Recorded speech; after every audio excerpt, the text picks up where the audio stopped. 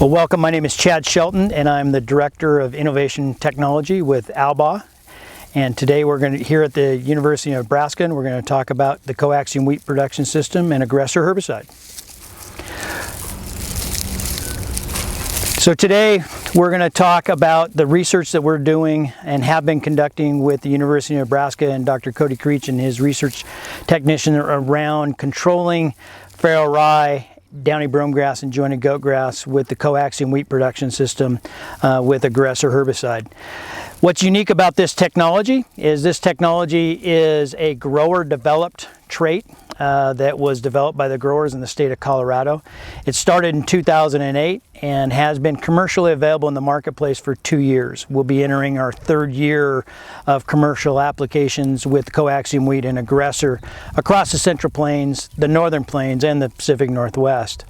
What's unique today about this study that we're looking at is the research that we've been doing has been over 4 or 5 years with the University of Nebraska, and they've been helping us to refine the approach for using the system to address the growers' needs for controlling tough to control winter annual grassy weeds, such as feral rye, downy brome grass, and jointed goat grass.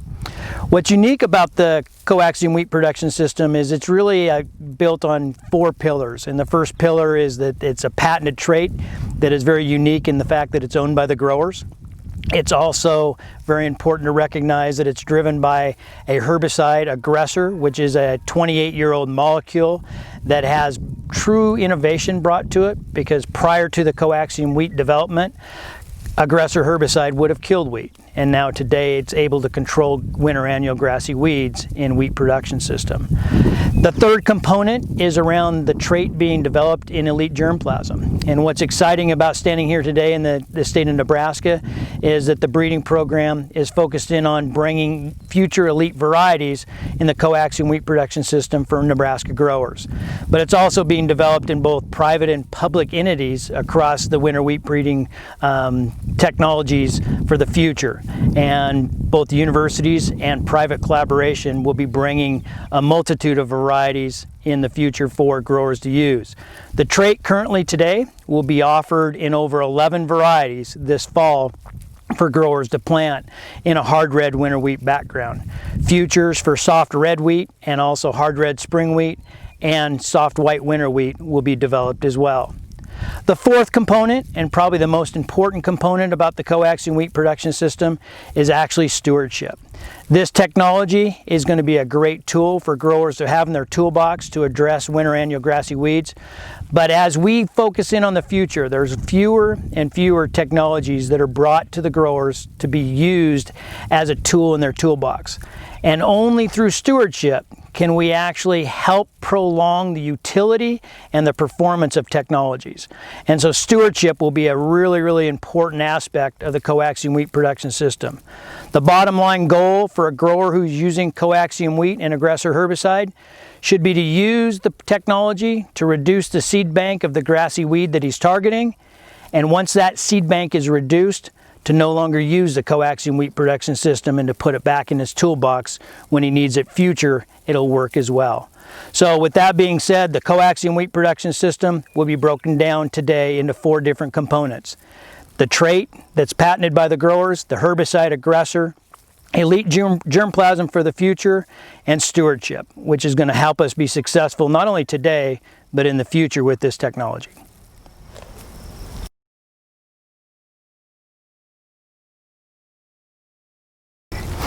Well, one of the key components of the CoAXium wheat production system is obviously the herbicide that we use to spray out our winter annual grassy weeds. The only registered herbicide that can be used on CoAXium wheat is Aggressor herbicide. Aggressor herbicide is a systemic but highly important that you have to get coverage with the Aggressor herbicide to get performance for controlling winter annual grassy weeds. So what's unique about Aggressor herbicide? First and foremost, it's a product that has to be applied when the weeds in wheat are actively growing. The CoAXium wheat production system is a herbicide tolerant system, which is very important because what that means is that growers can apply Aggressor herbicide with a high level of safety, but caution cannot be tossed to the wind when we talk about the environmental impact of what Aggressor can do to the CoAXium wheat crop if we were to get cold weather. So some things that are very important to understand about Aggressor herbicide is you need to be applying Aggressor when the weeds and the wheat are actively growing. You need 3 to 5 days prior to a freezing cold spell before making that application, and ideally you'd like to have 3 to 5 days after the application of Aggressor without freezing temperatures as well. So application timing is critical. The second thing that's very important about Aggressor herbicide is that you have to use the volume that's appropriate to the weed stage of growth that you're targeting in the weeds. For farrow rye, you should use a minimum of 15 gallons per acre in your application. But there are situations where you might have to go 20 gallons per acre. You only kill the tillers on the weeds that you're targeting if you get coverage. What's going to happen with Aggressor herbicide is it going to go into the weed and it's going to go directly to the growing point. So coverage is critical. Ideally, you're going to be somewhere between 15 gallons and 20 gallons on farrow rye. On downy brome grass, you might be between 10 and 15. It all depends on the weed stage of growth and how important it is to get that coverage. So that's the second thing. The third thing about Aggressor herbicide that is critical is the rate range that you're going to use on weed species. So starting out with downy brome grass, you have the ability always to use Aggressor at 8 ounces in the fall, followed by 8 ounces in the spring. On downy brome grass, you have the ability to go to 8 through 12 ounces in a single application in the spring of the year. For jointed goat grass and farrow rye, you have the ability to go 8 in the fall, followed by 8 in the spring, or you have the ability to go 10 ounces in the spring or 12 ounces in the spring in a single application for both farrow rye and jointed goat grass. So application rate is critical based on weed species and stage of growth of that weed species. The bigger the weeds are, the more important it is to make sure that you use the appropriate rate to get the adequate control of those weed species. The third thing that's important about Aggressor herbicide application is the surfactants that you use. You have the ability on downy brome grass or bromus species in general to use a non-ionic surfactant, but you also have the ability to use methylated seed oil or crop oil concentrates. For farrow rye and jointed goat grass control, you only have the ability to use methylated seed oil or crop oil because those weed species are very difficult to control, and the use for breaking down that cuticle layer within those weed species and getting more Aggressor in can be obtained by using methylated seed oil or crop oil.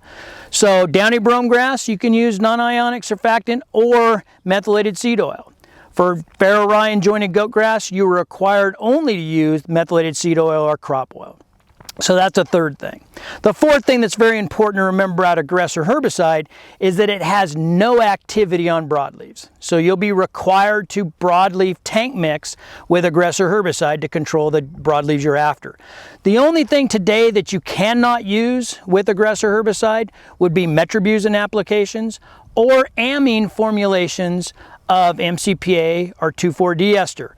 But when you're tank mixing Aggressor herbicide with methylated seed oil, it's very important to make sure that the broadleaf herbicide that you're using has the ability to be safe when using a methylated seed oil.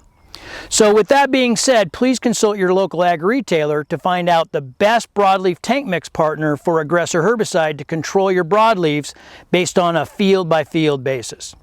So in recap, some of the things that are very, very important for the CoAXium wheat production system and the performance of Aggressor herbicide is going to be making sure that you're making the Aggressor application only when the wheat is actively growing and the weeds are actively growing. Make sure that you use a significant volume of application to control the grassy weeds you're targeting. The bigger the weeds, the more important the volume. Surfactants are critical. And controlling jointed goat grass and farrow rye, it's very important to use methylated seed oil or crop oil concentrate. Downy brome grass, you can either use NIS, non-ionic surfactant, or methylated seed oil and crop oil concentrates. So those are very, very critical. Broadleaf tank mix partners, you have a lot of flexibility to control your broadleaf partners out there, our broadleafs in the field. But if you do decide to control your grasses and broadleafs in one application, make sure that your tank mix partners, you do not include 2,4-diamine, MCPA-amine, or metribuzin, as those applications can be very antagonistic to the effects of Aggressor herbicide. If you follow these guidelines, you're going to have a successful application of Aggressor utilizing CoAXium wheat production system. And please consult your local ag retailer to get more specific on some of the things that you can do to maximize your return on investment using the system.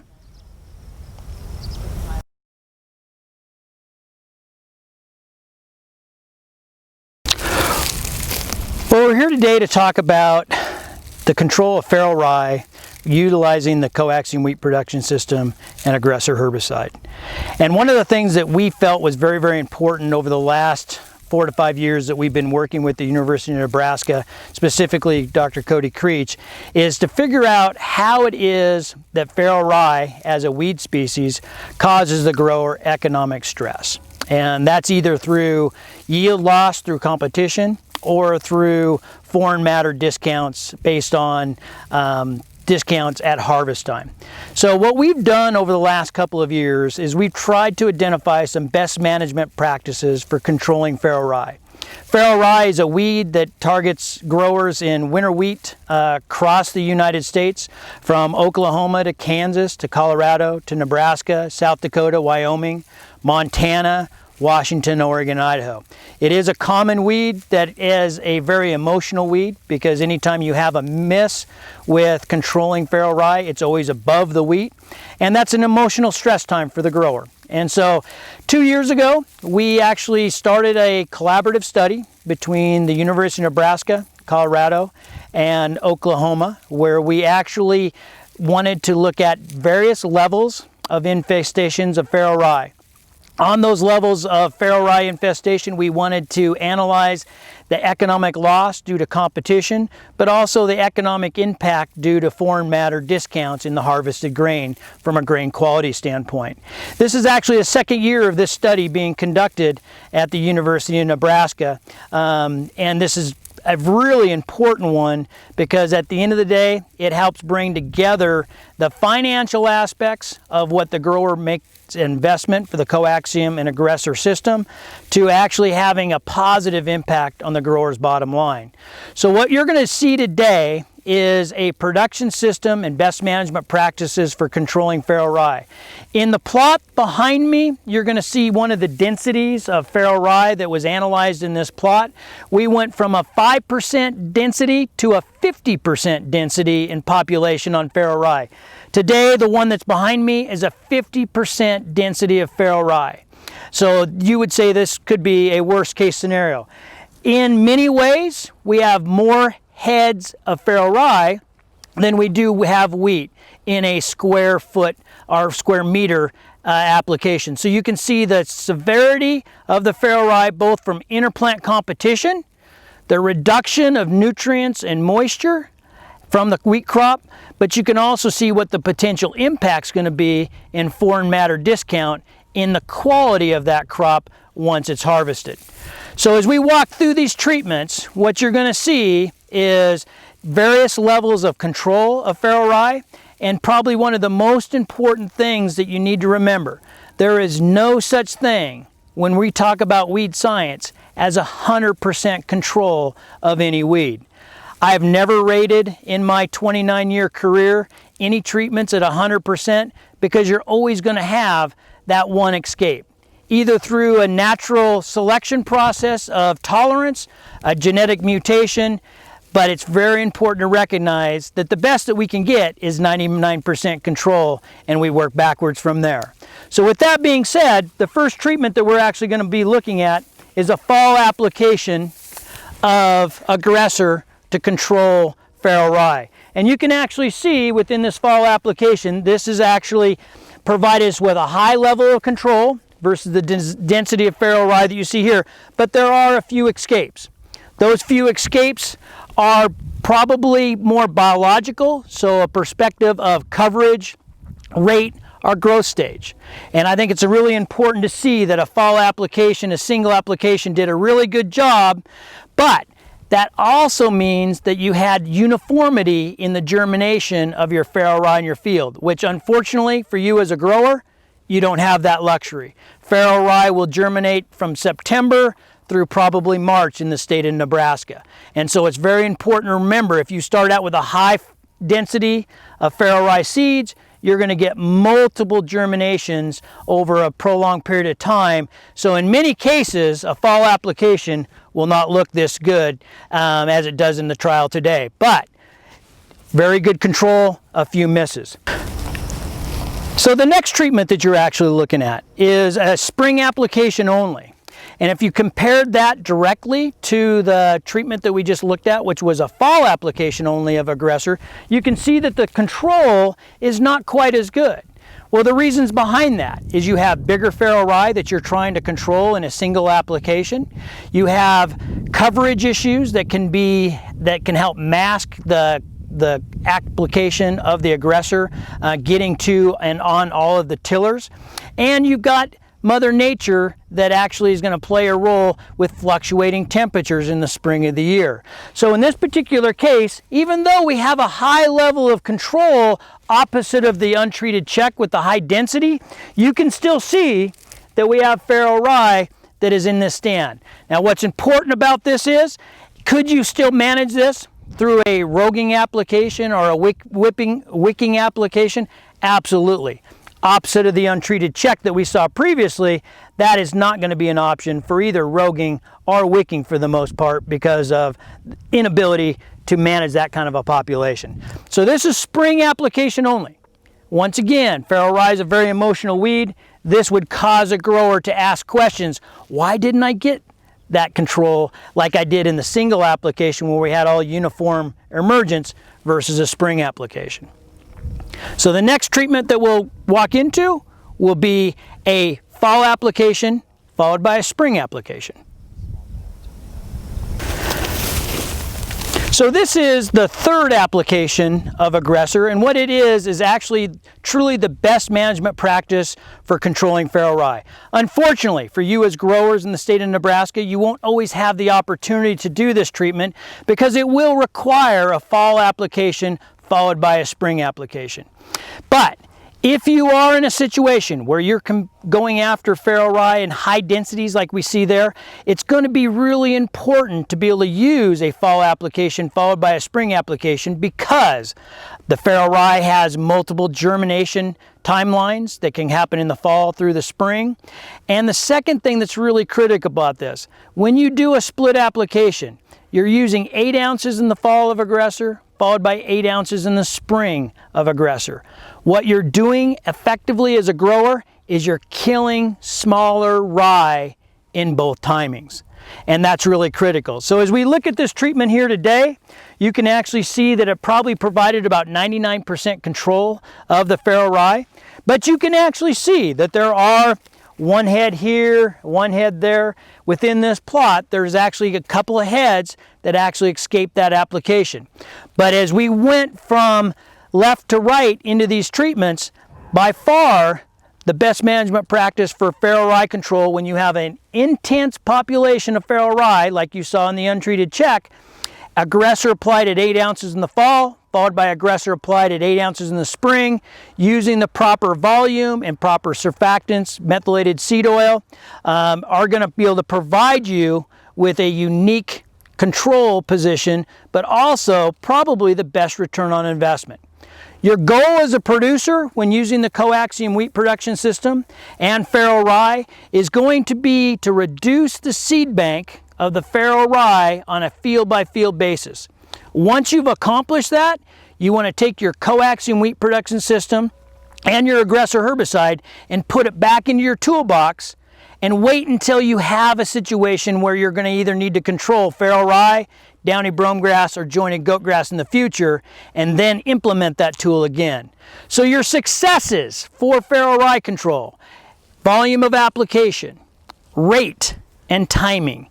And the best control mechanism that you can have is going to be using 15 gallons of water or higher for volume of application. The bigger the weeds are, the more important the volume of application is. Your best application of Aggressor with intense or high populations of feral rye is going to be 8 ounces of Aggressor in the fall, followed by 8 ounces of Aggressor in the spring. If you are relegated to a spring application only, timing is critical. You want to make sure that you're getting on that crop as quick as you can, so you're killing the smallest amount or biomass of feral rye before you get that interplant competition, the depletion of nutrients, and the depletion of moisture through interplant competition with the feral rye. If you use these guidelines, you can be successful at using the CoAXium wheat production system and Aggressor herbicide to control feral rye on your farm, reduce the seed bank, and have a positive impact on your return on investment.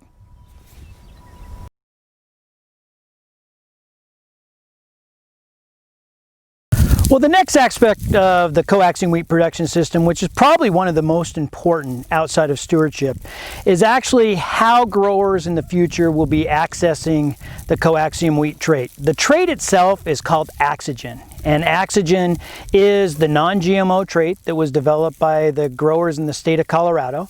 And this trait is actually going to be introgressed into germplasm across the United States, both at the public and private level.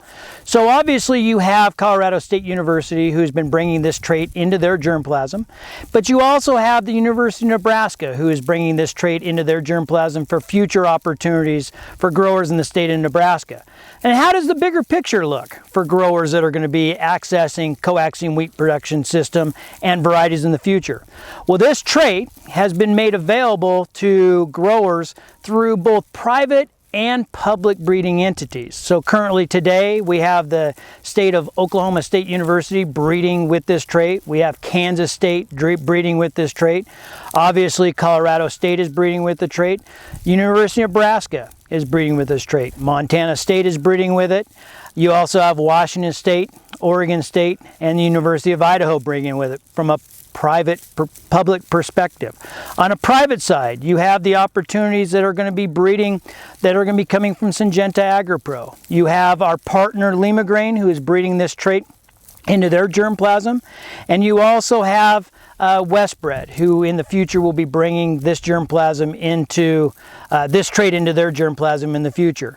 One of the most impactful things that can happen for a grower in any production system is to have the diversity of germplasm to fit microclimates.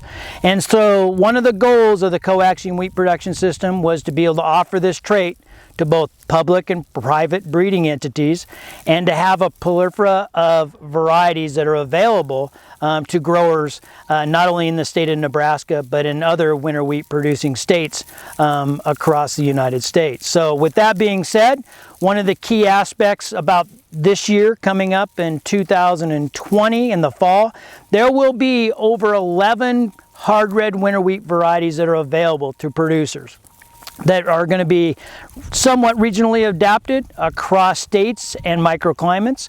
And that's really a great testament to the commitment by the breeders, but also those in the industry. Because what we're looking at today is 11 varieties available to the growers, and we're only in year 3. So from as far south as Oklahoma to as far north as Montana, right up against the Canadian border, to as far as the west as the state of Washington. Growers are going to have the opportunity to have access to different germplasm in the hard red winter wheat background. In the future, they're going to have access to soft white winter wheats, and also in the future there's going to be potential breedings in the soft red winter wheat market. The key to the CoAXium wheat production system is to be able to have diversity in germplasm that possess the trait, that give the growers the opportunity to have backgrounds of germplasm that fit microclimates to help them maximize their return on investment. So the CoAXium wheat production system, in summary, is available to both private and public breeding entities, and there are availability of 11 varieties in the marketplace coming this fall. There'll probably be a variety that will fit you to help you address winter annual grassy weeds like feral rye, jointed goatgrass, or downy brome.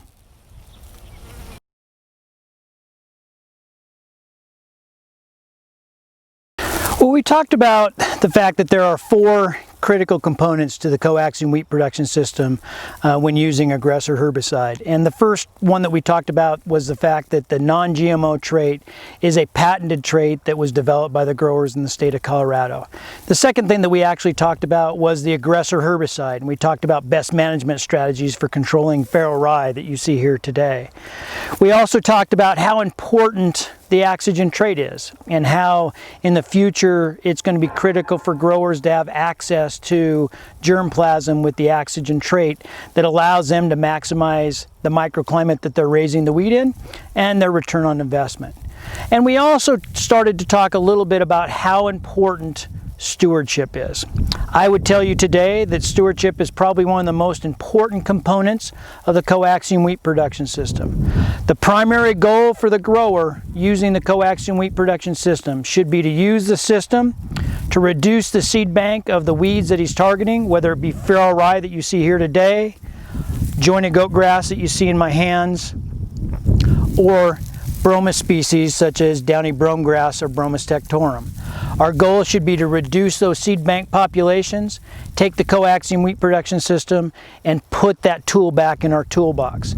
From a weed science perspective, it's been a great opportunity to work with Dr. Cody Creech to be able to evaluate the best stewardship management practices so that we do prolong the utility of this tool in the grower's toolbox in the state of Nebraska. Well, how are we going to do that? One thing that we know for sure, it's been a long time, it's actually been over 19 years since a herbicide tolerant trait that you know as of today was clearfield wheat and the use of Beyond herbicide. It took over 19 years to bring on a new technology, and that new technology wasn't developed by a major manufacturer. It wasn't developed by Albaugh, it was actually developed by the growers based on need for controlling winter annual grasses. And in 2008, that technology came about, and it started a process for how to shape stewardship so that we could prolong the utility of this technology, because we're really not sure how long it's going to be in the future before feral rye has a new tool for control, before jointed goat grass has a new tool for control, or before downy brome grass has a new tool for control. So our goal in stewardship is to reduce the seed bank of the population of those weed species and then no longer use that tool until needed again. What are some other aspects that you as a grower can utilize to manage stewardship of the CoAXium wheat in production system with Aggressor herbicide? First and foremost is rotation of mode of action of herbicide. Aggressor herbicide is a group 1 herbicide. It is giving us really good control, and some would say excellent control, of winter annual grasses. We have to rotate between using a group 1 herbicide and using a group 2 herbicide. You know many of your group 2 herbicides today as PowerFlex, as Olympus, as Osprey, and the Clearfield production system with Beyond. Those all encompass group 2 herbicides. So rotation of herbicide mode of action and your selection pressure on your weed species is absolutely critical. We know that if we abuse a single mode of action, that Mother Nature will provide us with resistance rather quickly, specific to the mode of action and the activity that it has on those weed species. The second thing that we can do is crop rotation. Crop rotation gives us the ability to manage winter annual grassy weeds if we're going with a spring crop rotation, and the ability to address those with a different mode of action, such as glyphosate, but also different herbicides that are registered in other crops that we can utilize to control many of the weed species that we're targeting. So crop rotation is absolutely a critical rule. The third thing that is critical with stewardship is the opportunity to only use the technology on a limited basis. In the particular case of CoAXium wheat, we require that you only use CoAXium wheat and Aggressor herbicide 2 out of 4 years, and on that 6th year or that 3rd year of crop in a summer fall wheat rotation, that you rotate to another mode of action, an alternative crop, an alternative spring crop. One thing that we most certainly want to do, if you have not developed group 2 resistance in feral rye, if you've not developed group 2 resistance in jointed goat grass, and if you've not developed resistance in downy brome grass, you want to use CoAXium wheat and Aggressor herbicide as a group 1 herbicide to rotate out of your Group 2s and keep both technologies in your toolbox. If you've developed Group 2 resistance, it's very important to now start rotating, but don't overuse the CoAXium wheat production system or Aggressor, or we'll take that tool out of your toolbox through resistance development as well. So very important, summary for take home for stewardship. Rotation of modes of action, never allowing the consistent usage of a mode of action and selecting of resistant biotypes is going to be the focus. Number 2 is crop rotation. Staying out of a monoculture and rotating between spring and winter crops so that you get different weeds that you're targeting with those herbicides. The third is going to be using stewardship management practices on how you use the system and how you would rotate between CoAXium wheat and Clearfield wheat as an example. The goal for every grower should be in stewardship, reducing the seed bank of population and then putting the tool back into the toolbox so that you can use it later. Stewardship is critical and will be the backbone for weed control of the future in wheat. Wheat is a unique crop in which there's not a lot of people that are investing dollars to bring technology to this crop, and we need to keep every tool available to us that we possibly can. And that means the rotation of herbicides, crops, and the usage of this technology to prolong the use of the technology for future generations. Stewardship is truly the backbone for the wheat producer with the CoAXium wheat production system and Aggressor herbicide. And only through proper stewardship will you have the ability to control winter annual grasses in rotation with other production systems in the future to help have a positive impact on your bottom line.